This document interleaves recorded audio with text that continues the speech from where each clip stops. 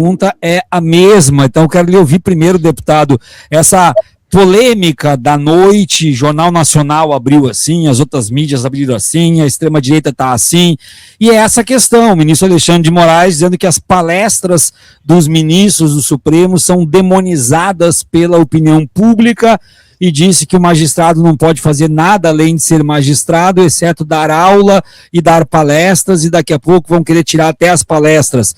A nossa questão é que não soa muito bem para a população um magistrado com tantos vencimentos, com tantas facilidades, com tantos confortos, ter esse tipo de fala e também esse tipo de atuação. Eu queria lhe ouvir como que o senhor recebe esse tipo de situação na noite de hoje.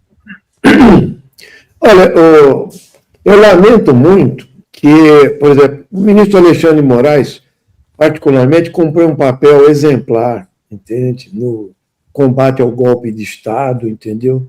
Na punição mais que justa de bandidos, assassinos, golpistas, né? Eu acho que ele não se intimidou.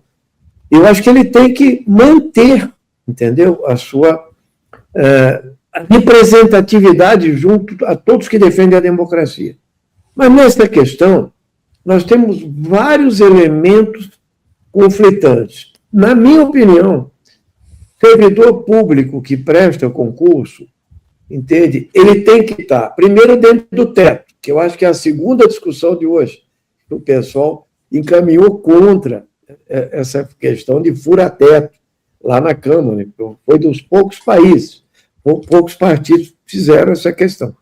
E, primeira coisa. Segunda questão, a visibilidade pública, entende? E a forma como se manifesta o servidor público, eu acho que ele tem que ser exemplar para a sociedade brasileira, ainda mais no STF.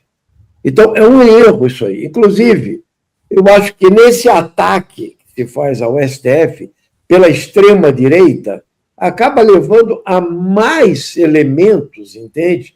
Para eles fazerem um outro tipo de política, que é atacar o próprio Supremo Tribunal Federal através de condutas inadequadas, como particularmente no relatório do Banco Master, está cometendo erros e deixando suspeitas muito graves o Dias Toffoli, tá? Então, minha opinião, entende? Ele pode lecionar, tem professores que fazem isso, e eu acho que devia ficar nisso. Porque a palestra ela pode ser financiada pelo setor privado, com viagens internacionais, com ganhos extras, etc. E tem gente defendendo mais ainda, né? que a pessoa tenha sociedade com empresas, etc. Não, isso pode ter conflito de interesse, e eu acho que eles deviam se preservar, particularmente o Alexandre de Moraes, entende? Que não é ninguém de esquerda, entende? Mas cumpriu um papel importante para a democracia brasileira. Eu acho que nessa questão ele devia se ater, entende? Às tarefas centrais do que é ser um ministro do Supremo Tribunal Federal. São só 11, tá? Mas nós sabemos que, inclusive, esse código de conduta, me permita, a gente não pode querer votar a toque de caixa. Isso eu acho errado. A gente tem que... E nem ser o elemento central de debate das grandes questões que estão chegando ao Supremo nesse momento. Mas precisa ter um código de conduta. Entende? Então, já é tardio. Mas eu acho que também tem toda uma pressão sobre o Supremo, feita pela grande mídia também, tá? Que quer colocar este elemento para facilitar a vida da anistia política, entende? Da pacificação absurda, que é uma tentativa de golpe, que é gerar mais uma ditadura militar, etc. Então, nesse caso, a gente sabe que precisa mostrar uma vida exemplar, direta, entende? E respeito à sociedade, e respeito ao cargo que foi delegado, entende? Eu acho que não pode, eu acho que não deve, entende? Ter qualquer coisa que seja, na minha opinião, de cumplicidades, entende, de questões que podem manchar uma trajetória política. Então, concordo que não deveria... essas palestras não são controláveis, muito menos você ter empresas e tal, e eu acho que a hora é de defender a democracia brasileira. Defender a democracia brasileira é andar do lado do povo, e a gente tem que entender que o povo, entende, tem inclusive um ranço com o serviço público. Tá aí a discussão da mídia de hoje, que depois nós podemos falar também, Viado. Com certeza. Professor Legene Merran, sua palavra.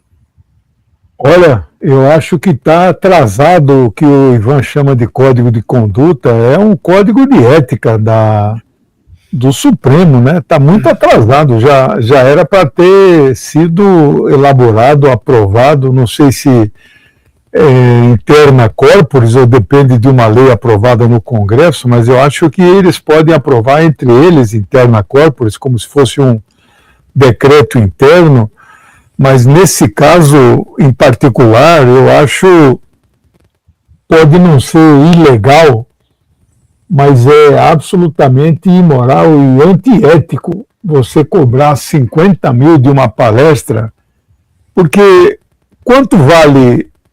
Eu dou dezenas de palestras sobre vários temas, né? Como sociólogo, como ex-sindicalista, eu domino vários assuntos, como analista internacional, eu dou de graça, eu já cobrei, eu recebo jeton de várias, mas qual é o valor de uma palestra de uma pessoa, o valor agregado? Como é que se avalia? No meu caso, eu sou um ser que vivo na iniciativa privada, eu não tenho cargo público nenhum, digamos assim, eu tenho aí livros publicados, né? Não são poucos, são 23, adquiri um certo prestígio, tenho canal no YouTube, etc. Mas isso é uma relação absolutamente privada. Agora, de onde vem o valor de uma fala de um ministro da Suprema Corte?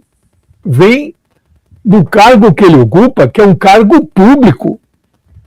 Isso lhe dá uma importância e lhe dá um valor. Então, esse valor, às vezes, pode valer 5 mil, 10 mil, 50 mil. Então, absolutamente, do meu ponto de vista, pode até não ser ilegal, mas é absolutamente imoral que se cobre, que se ganhe com uma fala do ministro da Suprema Corte. Então, se não tem ainda um código de conduta ou código de ética, não deveria ser cobrado. Deveria ser impedido. Não tem nada escrito que proíba de ser cobrado, mas então a moral individual, não, eu não cobro para fazer minhas palestras, eu já tenho um cargo no Supremo, eu olho a minha agenda, você paga as minhas despesas, não é justo que eu pague a minha viagem, que eu pague a minha estadia, que eu pague a minha alimentação. Você cubra todas as minhas despesas, mas não quero ganhar um centavo pela minha palestra. Apenas olho a minha agenda, que não se contrapõe às minhas atividades rotineiras, inclusive a minha palestra deve ser proferida em horário que não se incompatibilize com as minhas atividades de rotina na Suprema Corte do país. Ele tem que dar essas palestras à noite, quando for acontecer em Brasília, ou se for fora do período do seu local de trabalho, tem que ser aos finais de semana. Eu penso dessa maneira. Não pode oferir lucro, não pode oferir riqueza, não pode oferir ganhos patrimoniais a partir de uma fama conquistada pelo cargo que ele ocupa para servir a nação. Eu acho imoral, pode não ser ilegal, pode não ter nenhuma lei que proíba ele ganhar esse dinheiro, mas eu acho imoral. Ainda mais se for, não estou sabendo se é o Alexandre ou quem, qualquer que seja o ministro. Mas se for o Alexandre, ele deveria dar o exemplo, como diz o Ivan, prestou relevante serviço e continua prestando, um ministro que surpreendeu todos nós, indicado que ele foi pelo golpista do Michel Temer, né? Ele nos surpreendeu a todos em defesa aí da democracia, botou no banco dos réus almirantes, generais e brigadeiros, coisa que nós não conseguimos fazer em 85, ele fez agora, que nos encheu de muito orgulho. Ele não deveria, se foi ele o ministro que está aceitando essa dinheirama toda aí, olha, 50 mil me quebraria muito galho, eu que estou endividado na praça. Olha, o ministro não deveria fazer isso.